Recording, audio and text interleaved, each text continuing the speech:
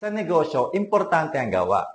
Pero, mas importante ang babalik yan. Tulad ng ex mong hindi ka makalimutan. Bibigyan ko po kayo ng top 3 tips kung paano dumami.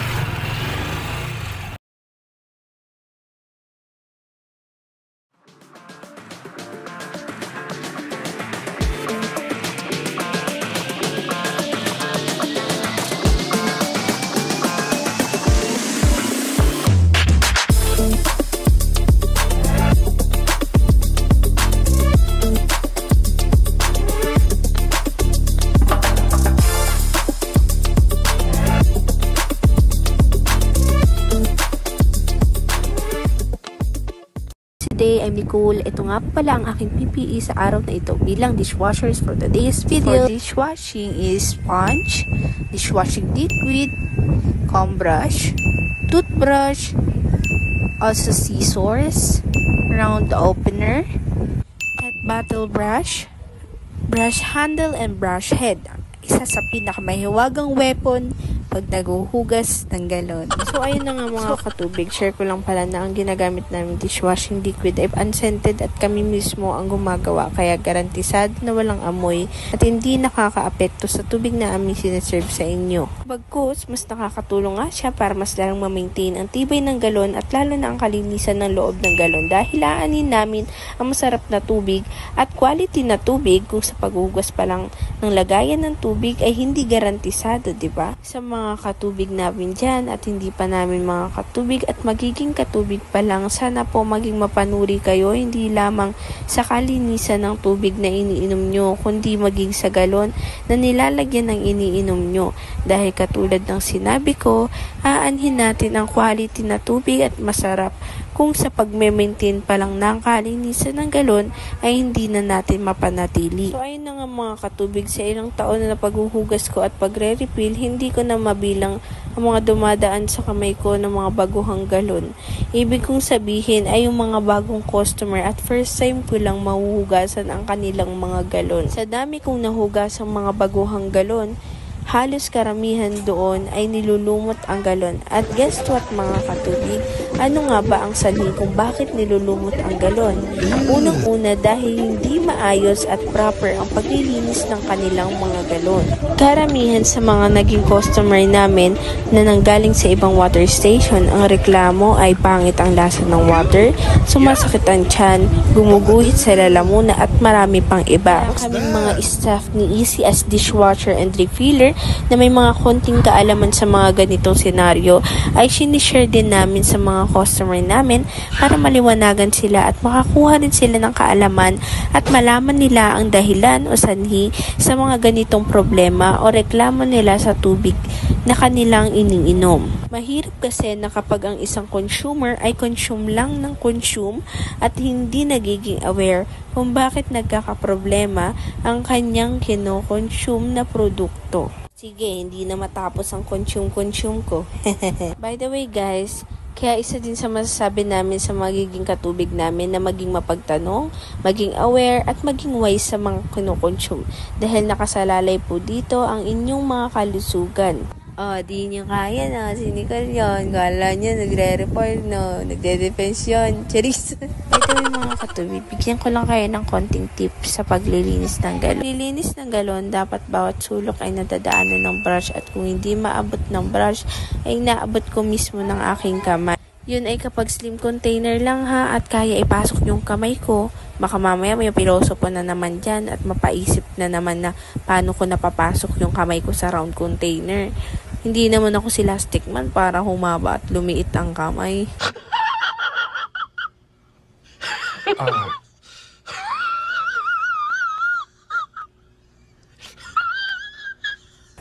Aside guys, syempre need na ma-secure na manalinisan bawat gilid-gilid at bawat sulok at faucet ng mga galon para ma-sure na malinis talaga at hindi makaapekto kapag maglalagay na ng tubig inumin. Alam niyo mga katubig, masaya kami kapag nakakarinig kami sa mga customer namin na masarap at di kalidad ang tubig na siniserve namin. Mas lalo kami ginaganahan sa araw-araw na ginagawa namin kaya we're very thankful sa mga katubig customer namin dyan dahil hindi lamang ang inumin na tubig ang kanilang na-appreciate kundi maging kaming mga tagalinis din ng kanilang galon at taga-deliver. So, hanggang dito na lang mga katubig, hanggang sa susunod na vlog. Stay hydrated mga katubig. God bless. Bye! Ayan mga katubig, after ng quality na hugas, refill naman ng quality na tubig na ipapakita ng ating katuwang. Magandang araw mga katubig, ako si Irish, ang inyong lingkod. Ngayong araw ako ay natasang mag-refill. Tara na, samahan niyo ako.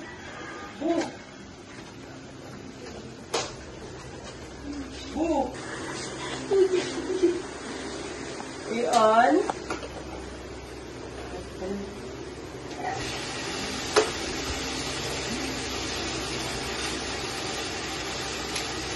Go. Pera tayo.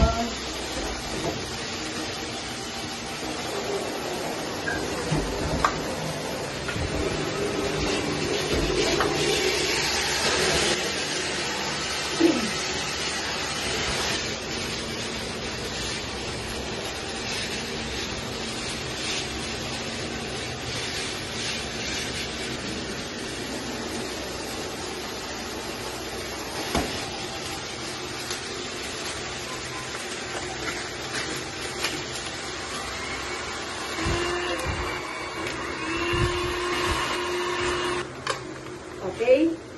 Thank you!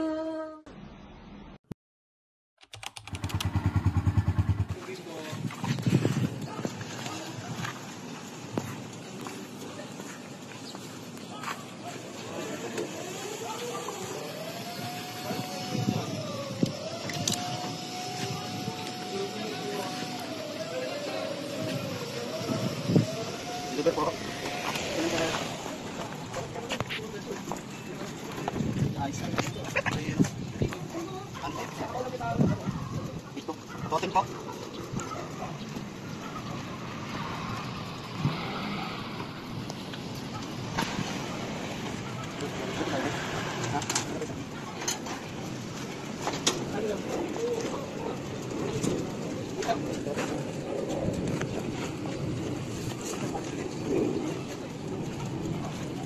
Yo. Shoutout nga pala sa mga dinideliver ng tubig dyan. Dito kami ngayon sa may anong street to?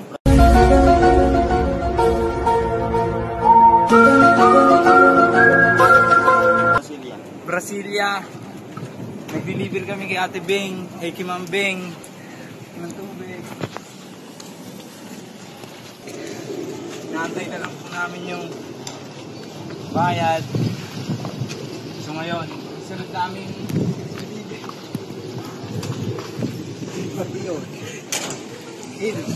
Kim Mateo Kim Mateo ng Santa Cruzan. Dito na po.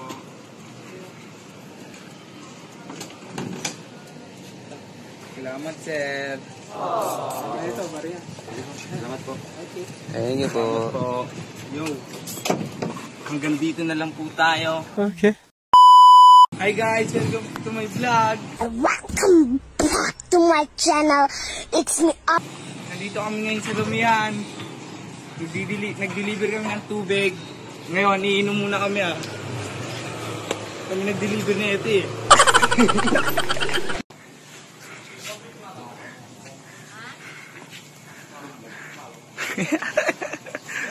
Sikat yan, te. Pa-picture kayo dyan, te.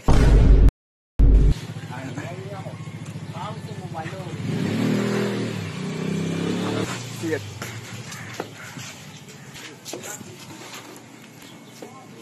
Order na kayo dyan, guys.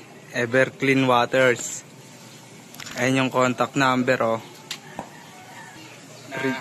Seller. Best seller. Best seller. Ito ang pinakamaganda sa Yakal. Magtitip to, 100. Pwede na. Grabe, akala ko 150. Ay, bossy. Sa pag-vlog ko. Hi ka muna. Say hi. Ano, Pito? Hi ka muna, tol. Say hi to my vlog. Vlog. Say hi. Dito, dali ka na. Ito, birthday pala ng bata. Happy birthday. Happy birthday. Birthday. Diyan sign. Happy birthday, ha, mamaya. Punta kami doon, ha? Oh, punta kami doon. Ang dami dun. Sundaan yung tip. Oh, birthday. Ngayon? 1, 2, 3, 4, 5. Best. Guys, may tip na 20. Ay, ang bait naman niya. Bet, so good, so good. Tara na. Yani, thank you. Maraming salamat. Pag nakauwi ako ng probinsya, may regalo ka. Tara guys, lawan yan. Magandang araw mga katubig. Ako nga po pala si Ri at higit 4 na taon na ako nagseserbisyo bilang isang katubig. Sa episode na ito, napakita po sa inyo ng ating mga katubig kung paano ang tamang paghugas ng galon at pakikitungo sa customer. Konektado po yan sa topic natin for today dahil bibigyan ko po kayo ng top 3 tips kung paano dumami ang customer sa tubigan. At para mas madali nyo matandaan, tandaan nyo lang ang magic word na POS. Hindi po yan point of sale, ha? Tip number 1, P for pray. Mga katubig, alam nyo ba, sa negosyo, importante ang gawa. Pero, mas importante ang dasal. Kaya ang una nating tip ay pray. Dasal para dumami ang customer. Naniniwala ako na ang tubigan ay blessing sa customer. At ang customer ay blessing sa tubigan. Di ba nakakagulat minsan, may biglang magme-message ng bagong customer out of nowhere? Aba, blessing yan. Ipagdasal po ninyo na laging handa ang inyong tubigan na mag-accept ng maraming customer. Laging handa ang inyong mga katuwang na magserbisyo sa maraming customer. Kasi nga, pag ganito ang hiling nyo at consistent na ganyan, naniniwala po ako na bibigyan po kayo ng maraming customer. Sabi nga, knock and the door will be open. So, ipagdasal nyo po na dumami ang inyong customer. Dasal plus effort equals success. Dapat lahat tayo sabay-sabay sumakses dito. Yun ang goal natin, kaya nagsishare kami ng tips para makatulong sa inyong mga kapwa katubig namin. Kaya don't forget, kasama sa business strategy ang panalangin. Tip number 2, O for online. Mga katubig, nasa Diyos ang awa, nasa tao ang gawa. Sa online, dito tayo gagawa o magsisipag. Sa negosyo, meron po tayong dapat target market. At sa panahon ngayon, ang target market natin ay naka-online na. Kung wala ka sa online world, para kang tubigan na walang pressure. Dito po, sobrang dumami ang customers namin. Una, hanapin ang FB groups sa barangay, subdivisions nyo, o kahit online palengke. Salihan nyo po lahat ng FB groups na malapit sa inyo. Doon kayo mag-post araw-araw. Isigaw mo ang paninda mo tulad ng nasa palengke. Kung pwede sa group rules, mag-DM din kayo. Pero syempre, wag creepy ha. Friendly lang, parang kapitbahay.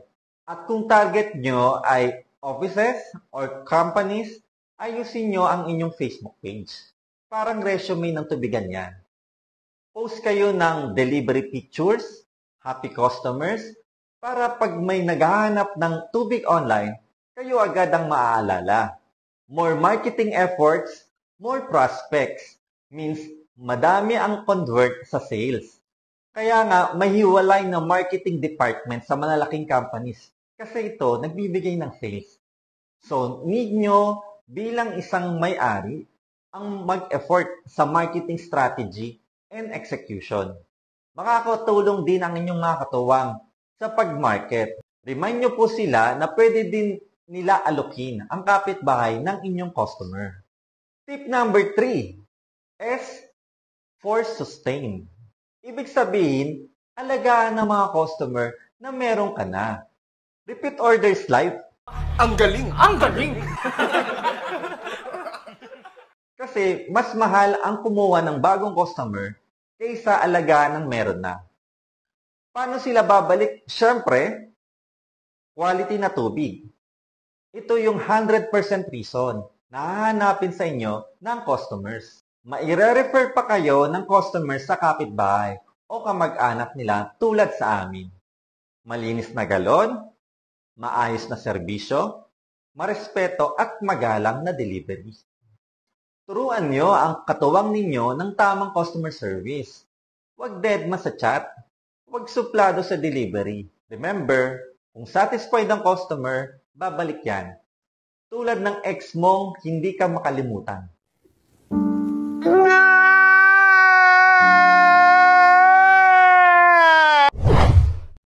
Yan ang ating POS, tips para dumami ang customers sa inyong tubigan. Pray, online, sustain. Simple, di ba? Pero powerful. Kayo po, baka may tips o technique kayo para dumami ang customer sa tubigan. I-comment nyo po yan para mapag-usapan natin yan. Kung nagustuhan nyo po ang ating episode for today, huwag kalimutang i-click ang subscribe para makita nyo po agad ang next episode once nag-upload na po tayo. I-click din ang like at share. Malaking tulong na po yan sa ating channel. At huwag nyo rin pong kalimutang i-click ang bell icon para ma-notify kayo pag may bago tayong content. Mag-comment din kayo kung may gusto kayong malaman. At sisiguraduhin namin maisama ito sa susunod na episode. Shoutout po kay Marian Manay, kay Catch1208, kay Chef's Hand. Salamat po sa inyong likes and comment. Mag-type din kayo sa comment section mga katubig kung gusto nyo po magpa-shoutout. Maraming salamat sa panonood. Enjoy at God bless. Type nyo naman po ang word na consistent sa comment section para malaman namin kung sino ang tumatapos ng video at mapasalamatan po kayo. Kung gusto nyo naman po malaman kung paano magtagal ang mga nagtatrabaho sa inyong tubigan, punta po kayo sa episode 2. Ilalagay po namin ang link sa ibaba.